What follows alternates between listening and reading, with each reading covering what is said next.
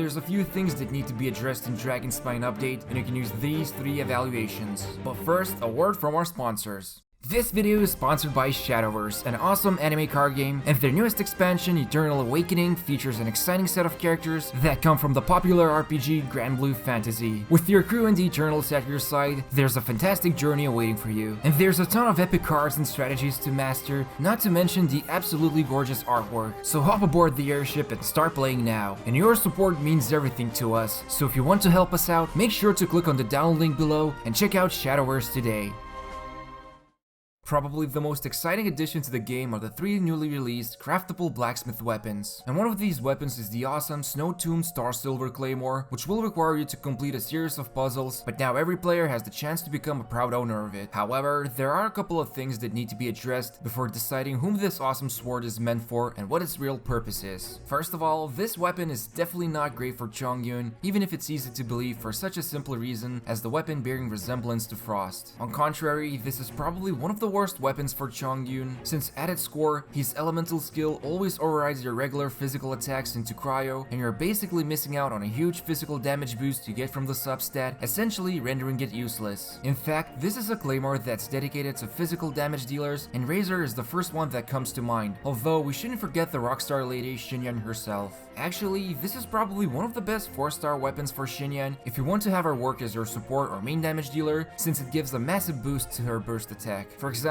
there's a clear difference between Prototype Archaic and Snow-Tombed Starsilver when it comes to the amount of damage you can deal with the 2 weapons in comparison. But we must also take into the account that while Starsilver Claymore is specialized, the Prototype Archaic is more of a general purpose weapon that works with basically any Claymore user. It's definitely an excellent weapon for Razor and Xinyan and potentially any future Claymore characters who deal physical damage primarily, but if you don't have these characters or want a more general purpose weapon, then Prototype Archaic would be a safer choice. Still, this new Claymore is truly amazing in the hands of the right characters. Now when it comes to the new spear, it's definitely something that feels designed for future characters, and that's because of its physical damage bonus. It currently only serves the purpose as a weapon for main damage dealer unless we get future characters like Xinyan who will utilize this to unleash bursts or skills with physical damage. And when comparing it to Crescent Pike, it still falls off in terms of damage, especially when using on someone like Xiangling who can generate the orbs pretty easily, and even though it has double the amount of physical damage bonus compared to Crescent Pike, the extra attack generated from the passive skill is absolutely invaluable, especially for free-to-play players. So unless you want to speculate on future spear characters, the safer choice would be to stick with Crescent Pike. Finally, the last of the 3 Dragonspine weapons is the Frostbearer Catalyst, and this one is definitely the most accessible of the 3 weapons since it provides attack percentage from its substat, and the passive, just like the other 2, will generate an icicle that deals pretty decent damage. And because the icicle damage can be drastically increased once the target is affected by Cryo, this could potentially prove as an interesting weapon for future Catalyst users who will hail from the Cryo element. But for now, if you haven't got any other viable 4-star Catalysts and you want something that works well with most Catalyst users, Frostbearer could be a great option. In short, the 3 newest Dragonspine weapons have some considerations that need to be taken into. Even if you obtain a copy of each weapon for free, the prototypes you obtain from world bosses and quests need to be used wisely, especially if you want to maximize your character's potential.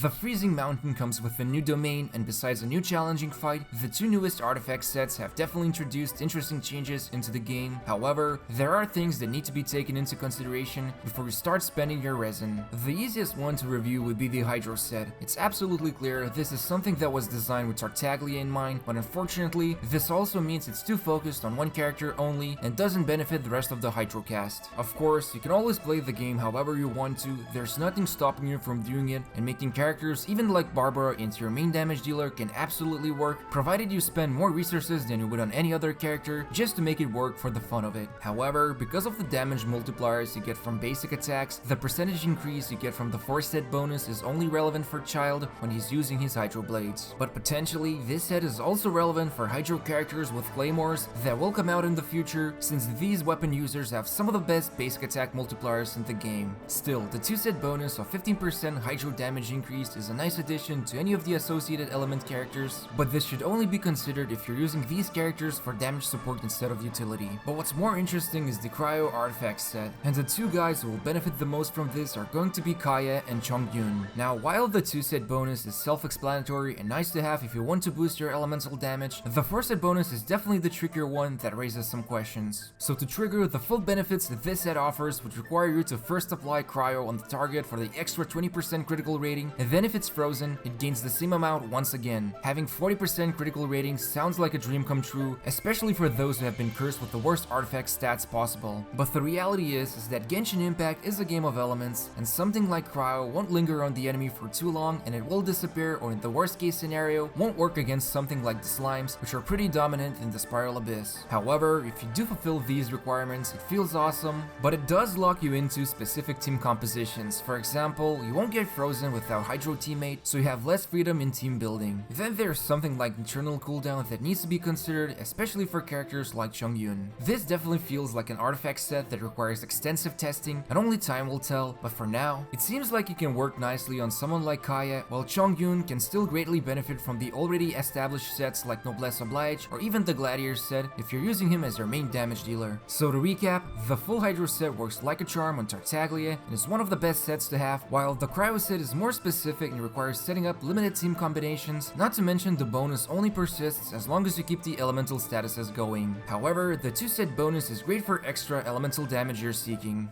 Exploring the world of Genshin Impact has definitely been an awesome journey, but one thing MiHoYo has been working on since launch is the collectible aspect of the Oculi Orbs. We've already seen the introduction of the compasses that you can get from the 2 major cities, but since the arrival of Dragonspine update, the Crimson Agate you collect can be submitted to the Frostbearing tree for awesome rewards. And one thing that puts off a lot of players from collecting these items would be the frustration of trying to find the remaining few. Well, it seems to be MiHoYo have decided to add the Crimson Wish quests, which actually reward with even more Crimson Agate, provided you complete the tasks laid out on the map. So what this means is that you basically need 80 of these items to unlock the Crimson Wish, which then provides more of them every Monday and Friday, where you can redeem 5 more from all the completed missions so that you can reach the final reward tier by basically doing only these tasks. And the benefit here is that there are actually more than 80 Crimson Agate and Dragonspine for you to collect, which will show up on the minimap or can be found inside these special chests. Just keep in mind that if you want to reach these reward tiers sooner, you should unlock the Crimson Wish as fast as possible so you can start doing the tasks between Monday and Friday. But to summarize, the 3 newest Dragonspine weapons are all great in their own way, although you should take into consideration whether you want something that's very specialized like Snow-Tombed Starsilver, or intended for future characters like the Dragonspine Spear, or you simply want the Frostbearer catalyst that's more general purpose. And when it comes to the 2 new artifact sets, the Hydro set is an easy recommendation for Tartaglia, while Cryo set is a bit harder to use without proper setup, but it has its rewarding bonuses, even if it means only using the 2-set bonus. Finally, the Frostbearer Crimson Wish is something that should be unlocked as soon as possible, since the additional Crimson Agates are time gated, and if you're someone who wants to get their rewards as earliest as possible, now is the time to do so.